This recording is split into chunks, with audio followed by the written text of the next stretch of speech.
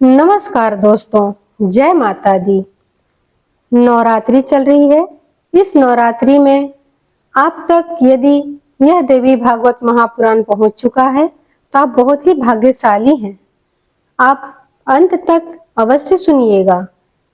माता रानी की कृपा आप सब पर बनी रहे। 19वें अध्याय में हमने सुना था सुखदेव जी का व्यास जी के आश्रम में वापस आना, विवाह करके संतानोत्पत्ति करना तथा परम सिद्धि की प्राप्ति करना। अब हम 20वें अध्याय में सुनेंगे सत्यवती का राजा शांतनु से विवाह तथा 2 पुत्रों का जन्म, राजा शांतनु की मृत्यु, चित्रांगद का राजा बनना तथा उसकी मृत्यु, विचित्र वीर्य का काशी राज की कन्याओं से विवाह और 6 रोग से मृत्यु, व्यास जी द्वारा धृतराष्ट्र, पांडु और विदुर की उत्पत्ति। ऋषियों ने कहा, हे सूत जी, सुखदेव जी को जब परम सिद्धि प्राप्त हो गई तब देव श्रेष्ठ व्यास जी ने क्या किया, यह सब विस्तार पूर्वक हमसे कहिए। सूत जी बोले, उस समय व्यास जी के जितने वेद पाठी शिष्य थे वे सब व्यास जी की आज्ञा पाकर पहले ही भूमंडल में इधर उधर चले गए थे। असित, देवल, वैशंपायन, जैमिनी और सुमंतु आदि सभी तपोधन मुनि चले गए थे।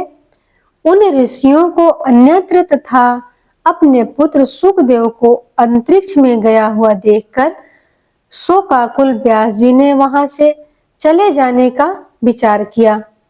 उसी समय व्यास जी ने मन ही मन निषाद कन्या अपनी कल्याणकारिणी माता का स्मरण किया, जिन्हें उन्होंने शोकावस्था में गंगा जी के तट पर ही उन्हें छोड़ दिया था।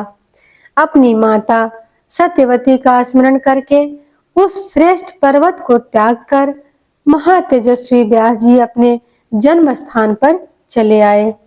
इस प्रकार उन्होंने उस द्वीप पर जाकर लोगों से पूछा कि वे सुंदर मुख वाली मेरी माता कहाँ चली गई। तब निषादों ने बताया कि उस कन्या का तो निषाद राज ने राजा शांतनु से विवाह कर दिया। तत्पश्चात निषाद राज ने व्यास जी को प्रेम पूर्वक पूजन एवं सत्कार करके हाथ जोड़कर कहा।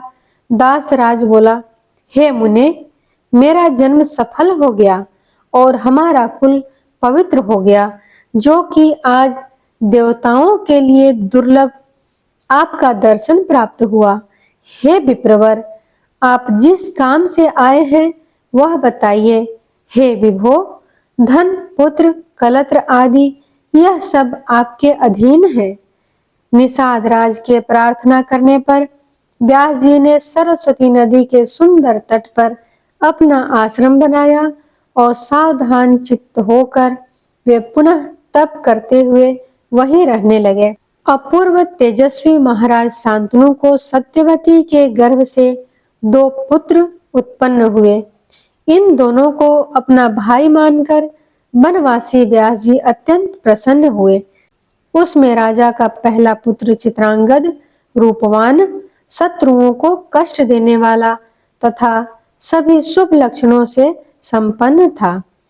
शांतनु के दूसरे पुत्र का नाम विचित्र वीर्य था। वह भी सर्वगुण संपन्न एवं शांतनु के लिए सुखवर्धक हुआ। इसके पूर्व उन राजा शांतनु को गंगा से भीष्म नामक बलशाली एवं पराक्रमी पुत्र पैदा हुआ था। उसी प्रकार सत्यवती से 2 पराक्रमी पुत्र उत्पन्न हुए। उन सर्व लक्षण संपन्न तीनों पुत्रों को देखकर महामना शांतनु अपने आप को देवताओं से अजेय समझने लगे थे। कुछ समय बीतने पर यथा समय धर्मात्मा शांतनु ने उसी प्रकार अपना शरीर त्याग दिया, जिस प्रकार कोई मनुष्य अपना पुराना वस्त्र छोड़ देता है। शांतनु के काल के वशीभूत हो जाने पर भीष्म ने विधिवत उनके समस्त प्रेत कार्य किए और विविध प्रकार के दान दिए। तदंतर पराक्रमी भीष्म ने चित्रांगद को राज सिंहासन पर बैठाया, उन्होंने स्वयं राज्य नहीं किया। इसी प्रकार उनका नाम देवव्रत हुआ। सत्यवती पुत्र चित्रांगद बल गर्वित, शत्रु संताप करता, बलशाली, वीर तथा पवित्र थे। महाबाहु चित्रांगद एक बार महान सेना से युक्त होकर आखेट के लिए वन में गए। वहां वध्य रूरू मृगों को खोजते हुए वे विविध वन प्रदेशों में घूम रहे थे। मार्ग में उन राजा को जाता हुआ देखकर चित्रांगद नामक एक गंधर्व अपने सुंदर विमान से भूमि पर उनके समीप उतर पड़ा। सूत जी बोले, हे तपस्वियों, उस समय कुरुक्षेत्र के उस विशाल मैदान में 3 वर्ष तक समान बल वाले उन दोनों में घमासान युद्ध होता रहा। अंत में उस गंधर्व के द्वारा राजा चित्रांगद युद्ध में मारे गए और उन्हें शीघ्र ही इंद्रलोक प्राप्त हुआ। यह सुनकर भीष्म ने उसी समय चित्रांगद का औधर्व दैहिक संस्कार किया। तत्पश्चात मंत्रियों ने भीष्म को समझा बुझाकर शोक रहित उन्होंने छोटे भाई विचित्रवीर्य को राजा बना दिया। मंत्रियों, गुरुजनों एवं महात्माओं के समझाने के बाद शुभ लक्षणा राजमाता सत्यवती अपने ज्येष्ठ पुत्र की मृत्यु से शोकाकुल होती हुई भी अपने छोटे पुत्र विचित्रवीर्य को राज सिंहासन पर बैठा देखकर अत्यंत प्रसन्न हुई। व्यास जी भी अपने भ्राता के राजा होने का समाचार पाकर प्रसन्न हुए। जब सत्यवती के सुंदर पुत्र विचित्रवीर्य पूर्ण युवा हुए, तब भीष्म अपने कनिष्ठ भ्राता के विवाह की चिंता करने लगे। उन दिनों काशी राज की 3 कन्याएं थीं, जो शुभ लक्षणों से युक्त थीं। उन राजा ने विवाह के लिए उनका स्वयंवर रचाया। हजारों पूज्यमान राजा तथा राजकुमार आमंत्रित होकर उस इच्छा स्वयंवर में उपस्थित हुए थे तथा पराक्रमी भीष्म ने अकेले ही रथ पर बैठकर सभी राजाओं को रौंदकर बलपूर्वक उन कन्याओं का हरण कर लिया। वे महारथी तथा तेजस्वी भीष्म अपने बाहुबल से उन सभी राजाओं को जीतकर उन कन्याओं को लेकर हस्तिनापुर चले आए। सुंदर नेत्रों वाली उन तीनों राजकुमारियों में माता, भगिनी एवं पुत्री की भावना रखते हुए भीष्म उन्हें ले आए और उन्हें सत्यवती को सौंपकर शीघ्रतापूर्वक ज्योतिर्विदों तथा वेद के विद्वान ब्राह्मणों को बुलाकर उनसे विवाह का शुभ मुहूर्त पूछा। विवाह की तैयारी करके अपने छोटे भाई धर्मात्मा विचित्रवीर्य के साथ उन कन्याओं का विवाह करने को जब भीष्म उद्यत हुए, तब उन तीनों में सबसे बड़ी एवं सुंदर नेत्रों वाली कन्या ने गंगा पुत्र भीष्म से लज्जित होते हुए इस प्रकार प्रार्थना की, हे गंगा पुत्र, हे कुरुश्रेष्ठ, हे धर्मज्ञ, हे कुलदीपक, मैंने स्वयंवर में मन ही मन राजा साल्व को पति रूप में वरण कर लिया था। उन राजा ने भी प्रेम पूर्वक हृदय से मुझे अपनी पत्नी मान लिया था।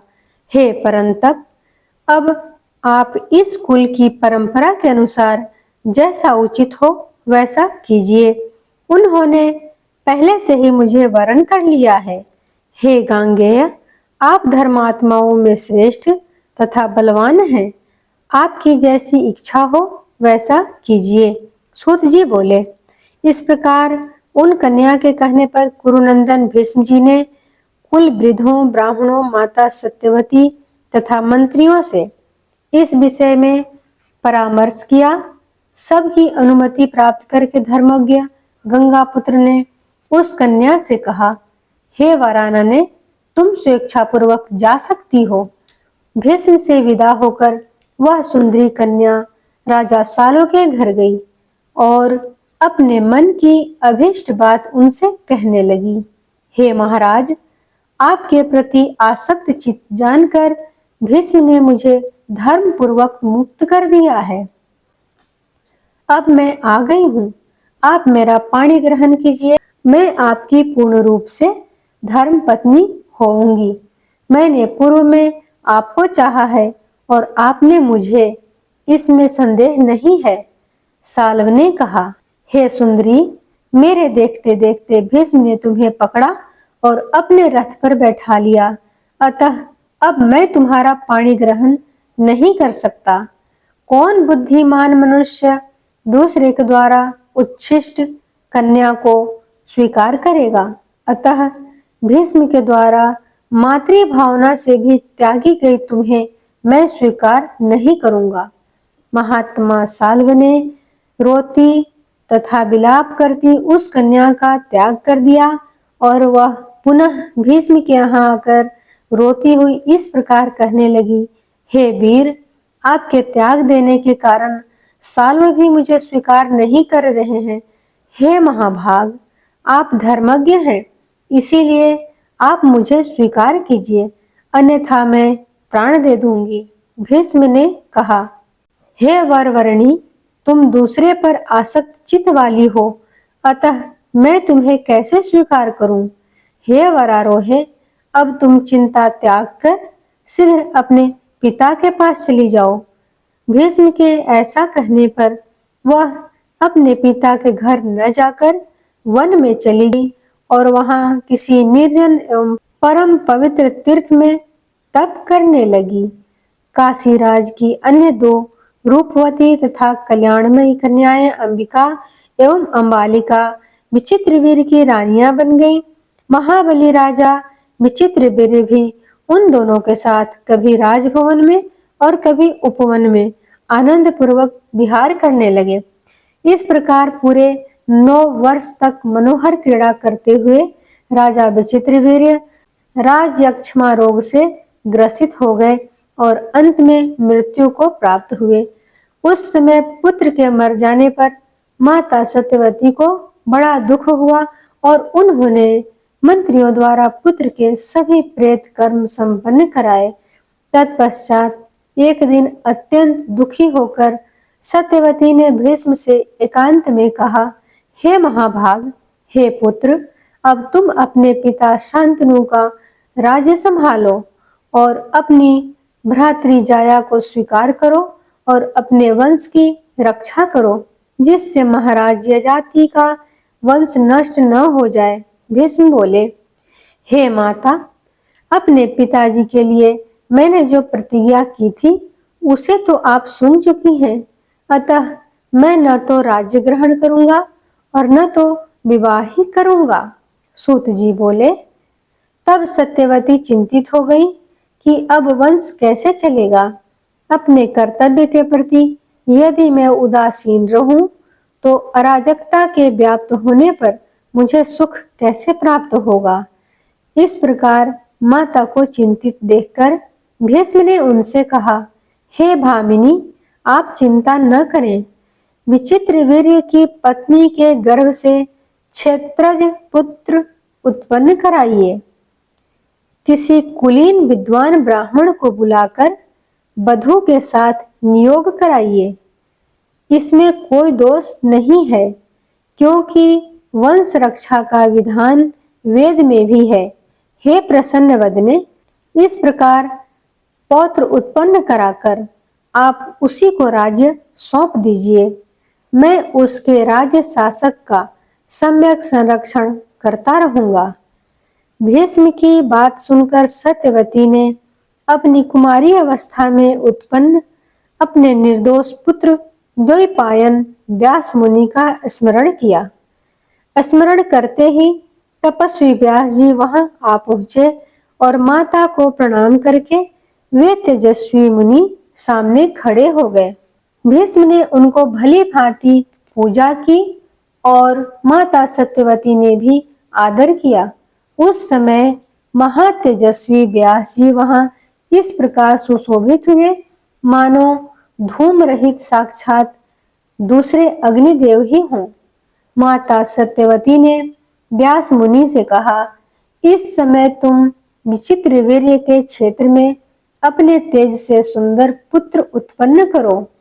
माता का वचन सुनकर व्यास जी ने उसे आप्तवाक्य माना और ठीक है कहकर वे वहीं ठहर गए और ऋतु काल की प्रतीक्षा करने लगे।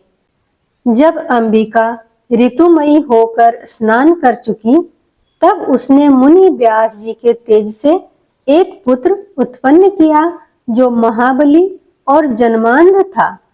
उस बालक को जन्मांध देखकर सत्यवती को बड़ा दुख हुआ।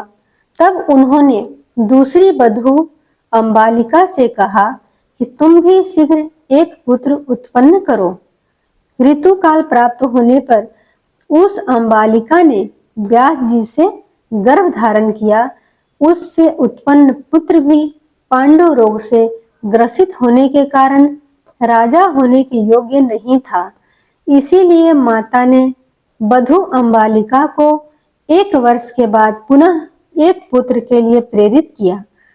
माता सत्यवती ने मुनि श्रेष्ठ व्यास जी का आह्वान कर उनसे इसके लिए प्रार्थना की, परंतु उसने स्वयं न जाकर अपनी दासी को भेज दिया।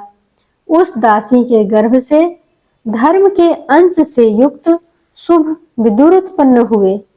इस प्रकार वंश की रक्षा के लिए व्यास जी ने धृतराष्ट्र आदि 3 महापराक्रमी पुत्र उत्पन्न किए। भ्रातृ धर्म को जानने वाले व्यास जी ने ऐसा करके वंश की रक्षा की। हे पुण्यात्मा मुनिजनों, इस प्रकार उनकी वंशोत्पत्ति से संबंधित समस्त कथानक मैंने आप लोगों से कह दिया। इस प्रकार श्रीमद् देवी भागवत महापुराण के अंतर्गत 20वां अध्याय प्रथम स्कंध समाप्त। आगे हम श्रीमद् देवी भागवत महापुराण के द्वितीय स्कंध का पहला अध्याय श्रवण करेंगे, जिसमें हम सुनेंगे ब्राह्मण के शाप से अद्रिका अप्सरा का मछली होना और उससे राजा मत्स्य तथा मत्स्य गंधा की उत्पत्ति। सुनना नहीं भूलिएगा दोस्तों, आगे और भी रोचक कथा आपको मिलेगा और माता अम्बे की कृपा भी आप पर बरसती रहेगी। देवी भागवत सुनना अपने आप में भी एक दुर्लभ चीज है। वो भी यदि आप नवरात्रि के समय सुनेंगे तो उसका फल दुगना तिगुना मिलेगा आपको। जय माता दी।